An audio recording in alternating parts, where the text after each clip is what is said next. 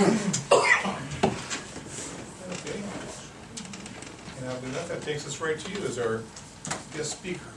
Okay, I'm here tonight with Matt Sheridan with Boy Scouts 2.1, and over the past couple of years, we've done the July 4th parade through Auburn here, so we would like to do that again this year, if that's okay with you guys.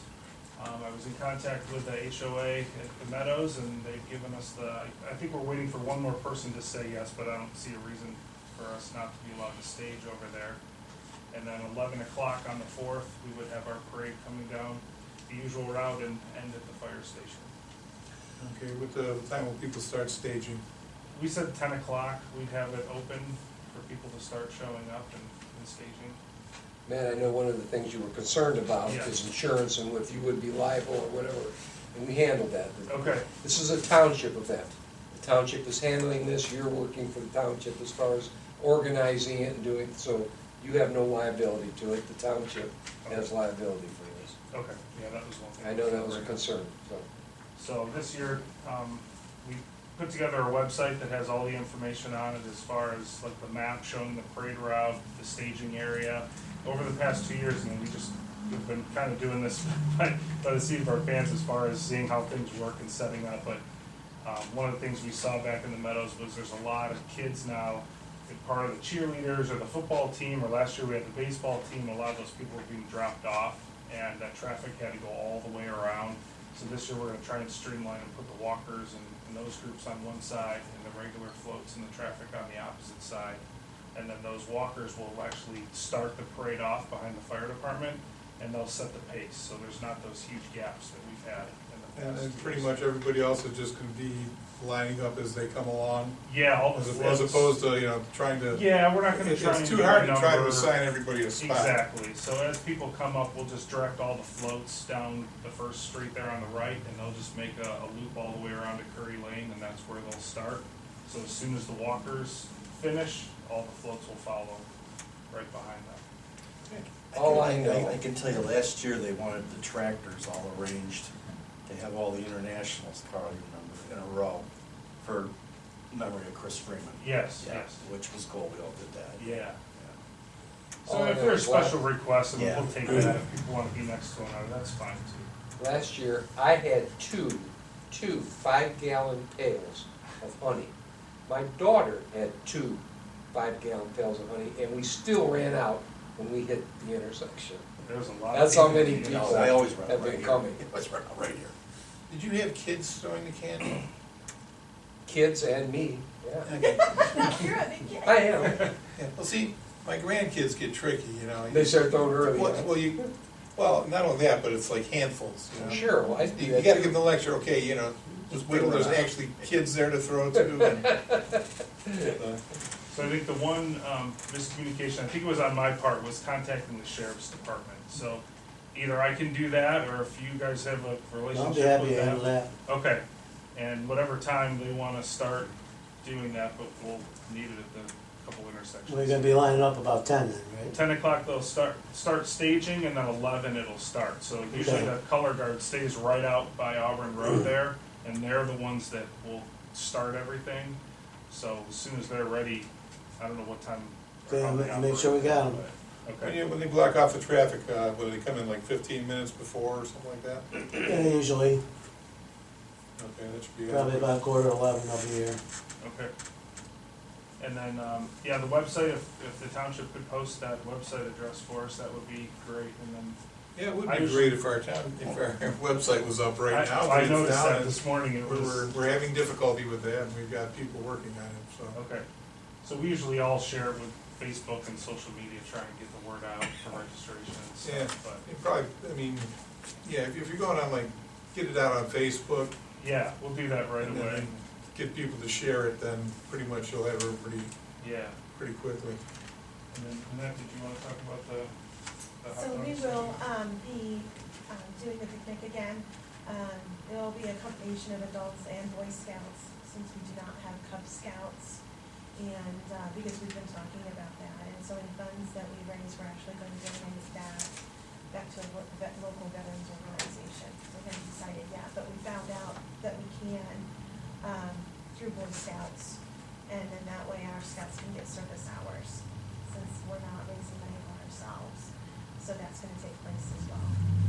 good. All right, is that it? Yeah, Any questions for Matt?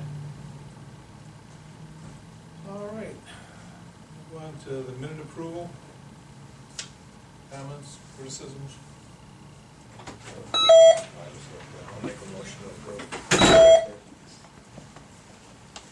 Okay. Mike? Yes. PJ? Yes. Gene? Yes. Okay. Scheduled reports, Chief Phillips. Report of calls from January to April, end of April. EMS calls was 198. Last year at that time was 159. Fire calls were 102. Last year was 139. Total calls was 300. Last year was 398, 298, I'm sorry. Mutual aid given was 49. Last year was, the year before that was 56. Mutual aid received was 15. The year before was 23. Total transports is 137. The year before was 117. Total non-transports is 76. The year before was 56. Total transfers 0, same thing for the year before. Total patients was 213. The year before was 173. Our back-to-back calls are running at 22.66%.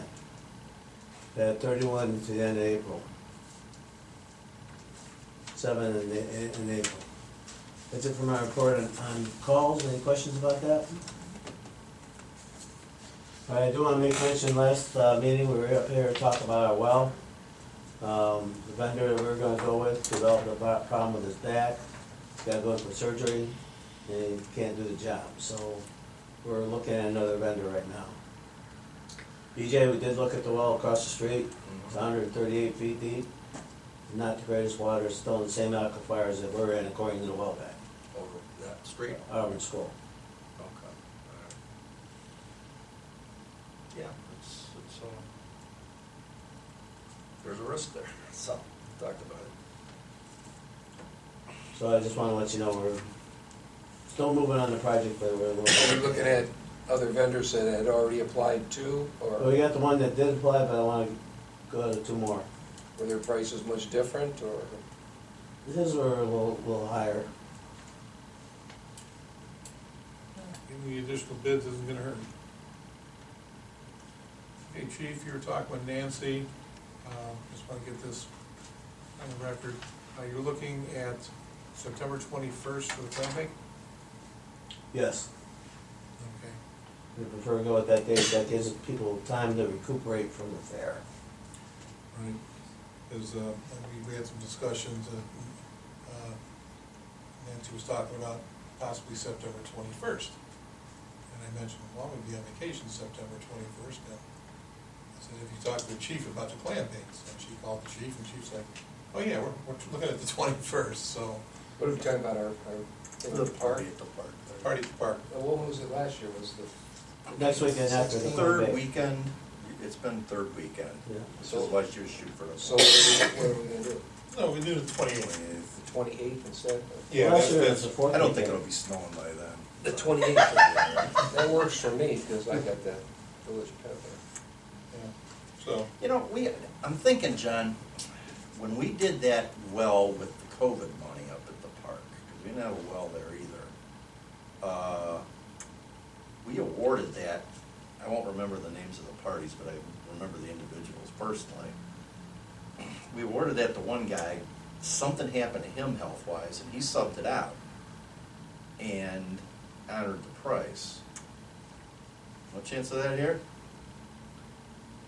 We're still working on that. Yeah. The vendor we were gonna use, they got bad back. We recommended somebody, and I believe they're gonna try to tell him to make it the same as what he had, but I don't remember who we awarded it to. we don't know that for a fact But yet. it's Southwind, you know, it's Southwind guy. Yeah, Southwind's pretty much just drilling the well, and there's another guy Yeah, he's that the we one that talked did to it.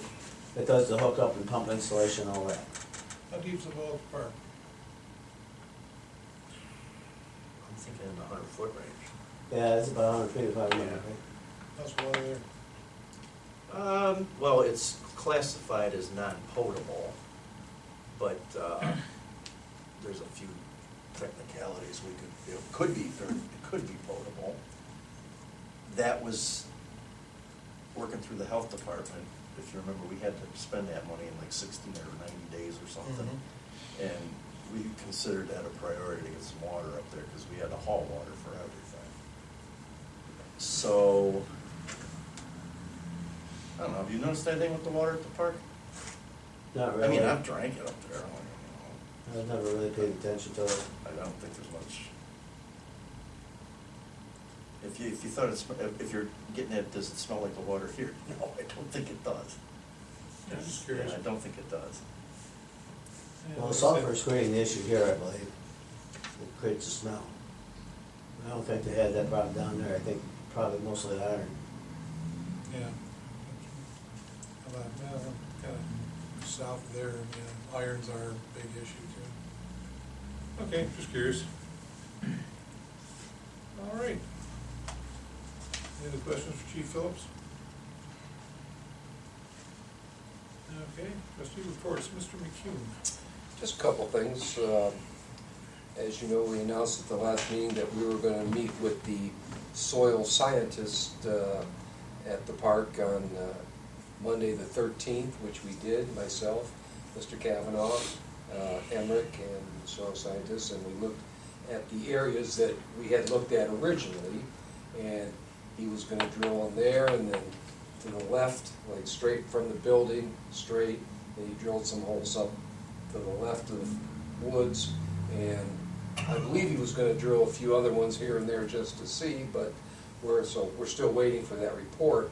Now, I know Nancy had sent Chip Hess a letter that we could get that back as soon as possible, because Dan and I were supposed to meet with the Land Conservancy this week, but they called, and so we got a little bit of a reprieve because the state is holding up that grant for a little bit because they don't have everything together that they need. So it's gonna be, I'm assuming, another couple of weeks before we have to worry about that, because the grant had to be in on the 1st of June, but it looks like we've bought some time. So that, I think that's to our That's favor. fortuitous. This is from ODNR. Right. The program is paused until it is funded by the legislature, so I think your 2 weeks is probably optimistic. Yeah, well, I like to be optimistic. But we could use the extra time anyway, so you're right, it is not necessarily a bad thing. And the only other thing I had the great privilege to attend the Auburn Alumni Annual Banquet at Adam Hall this Sunday. It was great to see a lot of the people I haven't seen in a long time, and Mr. Head, who used to be a teacher here at Auburn School, he was there after I left, but it seemed to me one of the things that a lot of the classes all had in common is we all went to kindergarten in the basement of the Auburn Community Church. And what I said in our class, there was a great invention that happened very close to the year I was in kindergarten. It was called the hula hoop. Now picture 30-some kids in the basement of that church doing the hula hoop. I still have that vivid memory in my mind. But the day that they moved that church to Century Village is they let the whole school sit in the front yard, and we watched them move that Really? down East Washington Street to take to Century Village. And every time I go to the Century Village, I tell my grandkids that their grandfather went to kindergarten in the basement there. They're not impressed, but there you go.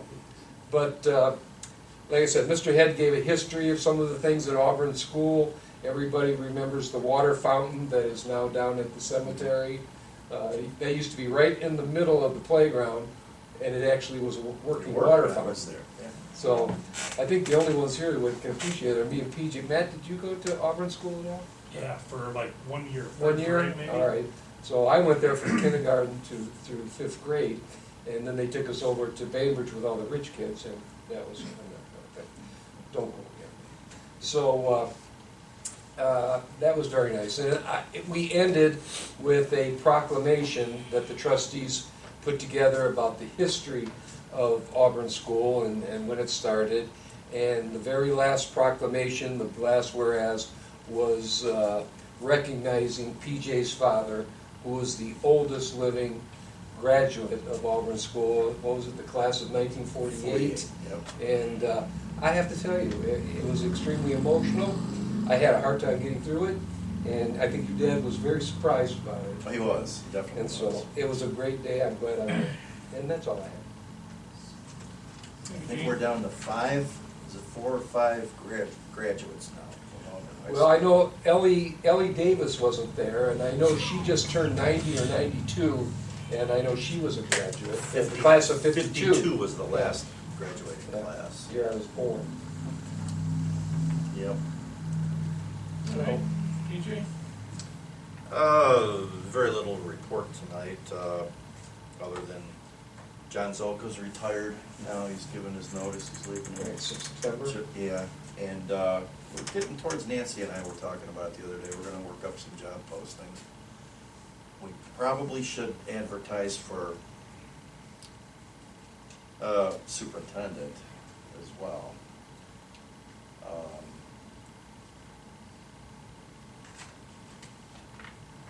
In which case, I'm not, there's a lot of interest in-house, as you would imagine, and I'm Right. glad there is, very glad there is.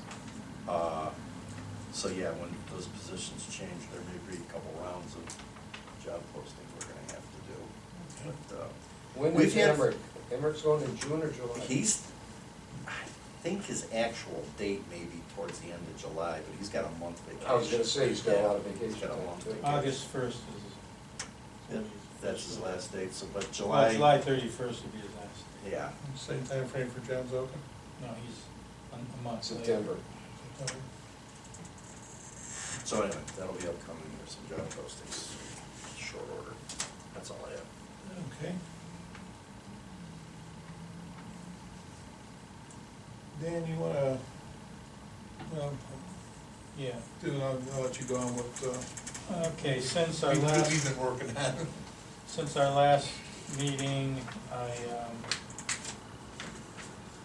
processed 13 electronic payments totaling $58,312.51, and processed 15 warrants totaling $26,893.80, for a total of $85,206.31. Last month, or last meeting, I reported that I had one applicant for the office of assistant to the fiscal office. The board asked that I just run it by the prosecutor's office. Came back and said that Christine couldn't hold both positions while being treasurer of the fire department and assistant to the fiscal officer. Chrissy Ryan did say that if we wanted, the board could request that she get an advisory opinion from the Ohio Ethics Commission. So I talked with Mike, and Mike said, Well, kind of went backwards here at that point in time.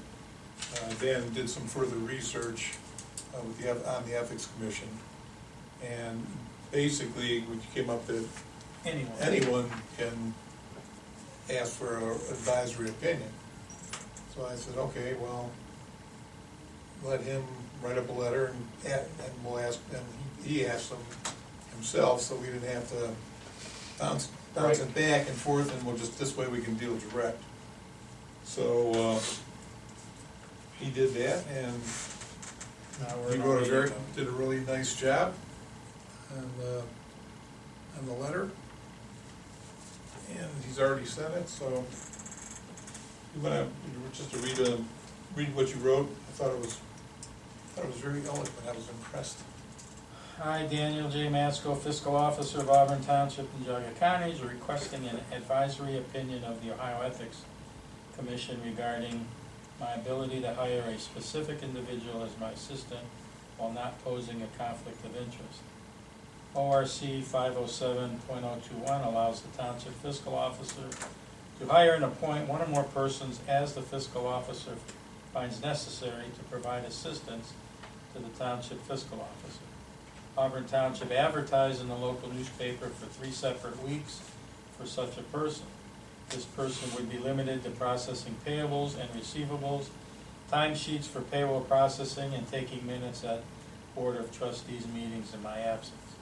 We received only one qualified applicant, the current treasurer of the Auburn Volunteer Fire Department. Auburn Township currently has a contractual agreement with the Ohio nonprofit corporation Auburn Volunteer Fire Department Incorporated for the purpose of providing fire protection and emergency medical services for Auburn Township. If hired, this person would be a public employee while working for a private corporation that contracts with the township. In the Ohio Ethics Commission Conflicts of Interest fact sheets, under the heading Public Servants and Outside Businesses, states people who serve in the public sector often also have private outside businesses. Some may have a full or part-time job in addition to public service. Some may do consulting work, or some may even own their own companies. In most situations, the ethics law does not prohibit a public official or employee from engaging in private employment or business activity. However, a public official or employee must follow certain restrictions when working an outside job or running a business. Then are listed various restrictions which prohibits employees from doing. I didn't see any instance where the future intended employee would benefit illegally or unethically by holding both positions. None of the responsibilities performed as an assistant to the fiscal officer while treasurer of the fire department will require any decision-making regarding the financial oversight of either organization. Please advise specific to this situation if the township hiring the current treasurer of the Auburn Volunteer Fire Department while retaining that position would create a conflict of interest. I did a really good job on that. He had every fact in there. And just wait for the response. It's up to lawyers. See what they say. Good job, man. I was impressed. Thank you. Oh, I think he went to law school. That's all I got. He's not a lawyer, he just plays one on TV. That's right. He's not a fiscal officer, just plays one in Auburn. Okay, old business, nature work grant, you kinda already touched on that. Community picnic, I brought that in then, that will tentatively be on September 28th. So mark your calendars. And the clam bake's the 21st, is that? Right. So we should, It'll be a busy September. We've already got some volunteers to help organize that picnic, so it was a big hit last year, and we're hoping to continue. Okay, and the last thing we have under new business is water damage repairs at Adam Hall. Proposal and agreement from GW Construction. Large meeting room, remove the loose drywall tape and mud, re-drywall tape and mud on the ceiling and wall. Prime water spots and paint on the west ceiling and wall, cost $1,400.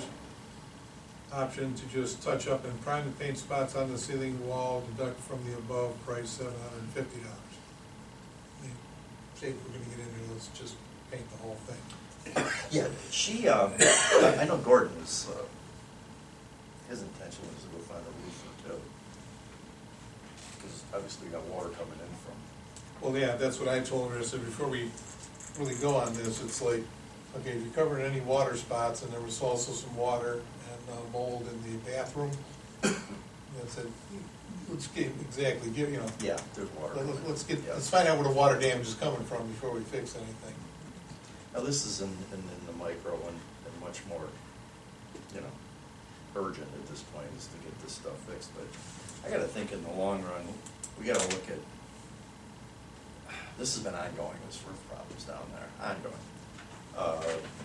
Steel, you guys know some of this stuff, would steel be a solution here, or does that roof need more pitch? I got steel roof. I do too, I'm a fan. Looks good. Yeah, I'm a fan.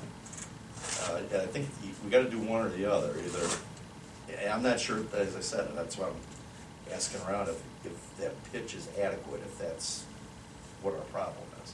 I'm told with steel roofs, because I looked into it for my barn, and I'm told that, you know, there are different qualities of that and how they put it on. Oh, sure. Like if you put the screw down this way or versus this way, eventually those screws leak or rust and the water leaks through them, so, yeah, it's, so There's I'm something I'm called- guessing the best price isn't always the best Yeah, there's something deal. called standing seam Yeah, that I think is the You know, they premier go way in to do in the it. ridge of the seam, Yeah, so they're not in the valley. yeah. Now, we've got some leaks going on at Town Hall, we've got some pending quotes on the roofing there. You know, once those come in, and we haven't had a real big issue, and that's not a very fancy roof, so I think regular roofing might be adequate on that, but again, if we're looking at that, you know, if we're looking at steel roof up here,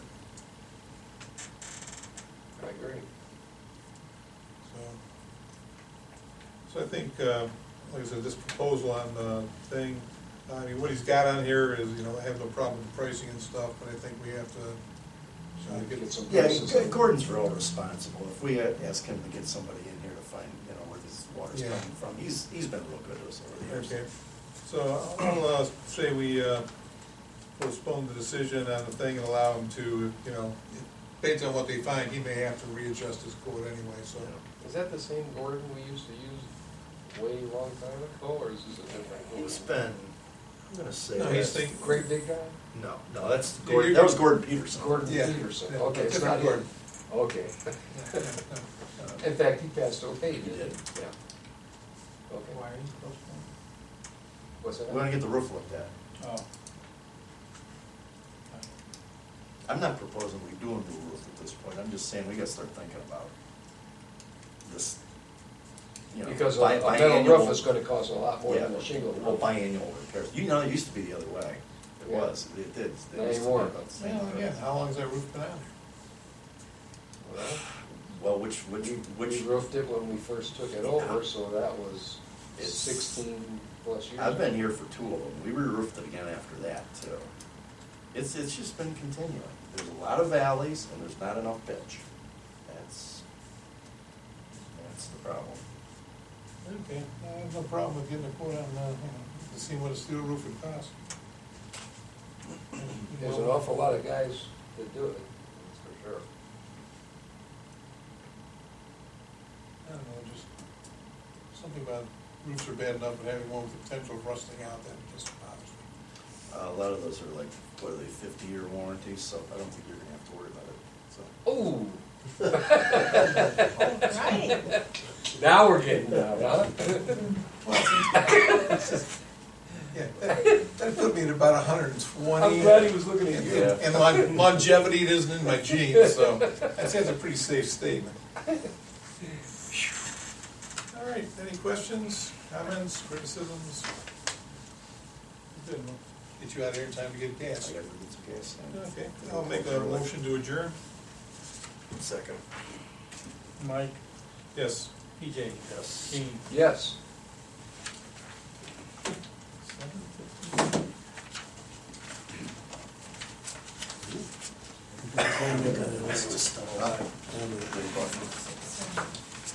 They kind of stopped going.